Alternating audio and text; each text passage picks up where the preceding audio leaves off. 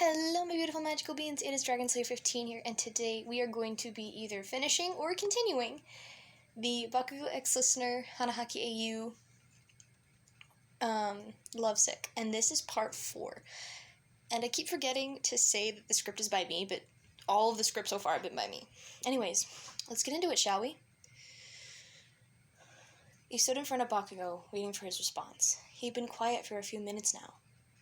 Then he laughed. Wait, what? He thought as he looked up from the ground at him. Are you joking right now? He said, sarcasm dripping from his voice. You completely avoid me for over 2 weeks, and now you want to tell me that you like me? You looked at him dumbfounded. What was he saying?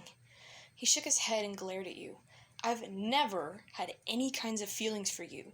Get lost. You could feel your world crumbling down around you. No. This wasn't how it was supposed to be. You didn't know what you were doing, but the next thing you knew, you had grabbed Bakugou's arm and pulled him into a kiss. It was a last desperate attempt to get him to understand what you were trying to say. But to no avail. Bakugou shoved you to the ground, your back slamming into the lockers behind you. You stared up at him. He had said no. What were you gonna do? What the heck is wrong with you, listener? He screamed. I said get lost! You could feel everybody's eyes on you. You felt sick. You stood up slowly and staggered towards him. At that moment, you couldn't take it anymore. You gagged and threw up blood and bright red, fully grown flowers all over Bakugou's shoes. Ugh, gross! What the heck? He shouted.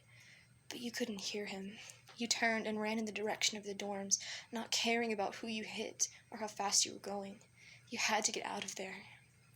And the next thing you knew, you were in your dorm room.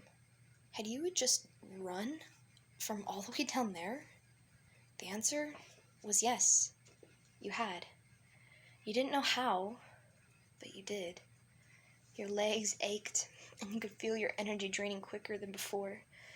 You silently locked your door and staggered towards your bed, and pulled out a small red envelope from your bedside table. Along with it, there was a small tape recorder and a manila envelope. You lay down on your bed and placed the red envelope on your chest.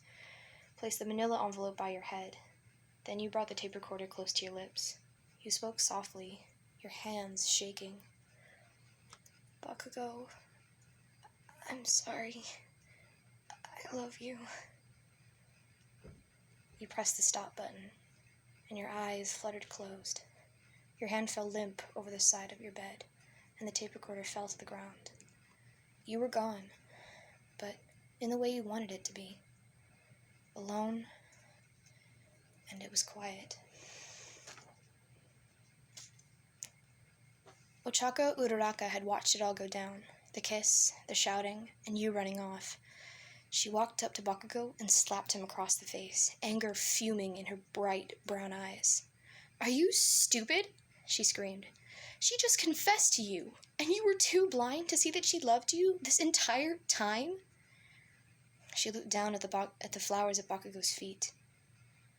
She has Hanahaki. She'll die, and you don't care? Bakugou looked at her, then got close to her face and whispered, No. She stared at him in shock. Then her brows furrowed with anger. Fine.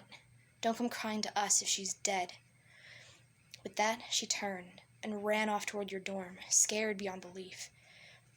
When she got to the dorms, she raced through the common room. And once she reached your door, she started to pound on it, yelling your name, screaming your name. But you knew, but little did she know, that you were never going to answer her. She pounded on the door, shook the doorknob, did everything she could to try to get your attention, screaming your name. Listener! Listener! Open up, please! Then she realized what was wrong. She quickly busted the door down, and there she could see you, lying on your bed, deceased. She didn't know what to do. But at that moment, she didn't care.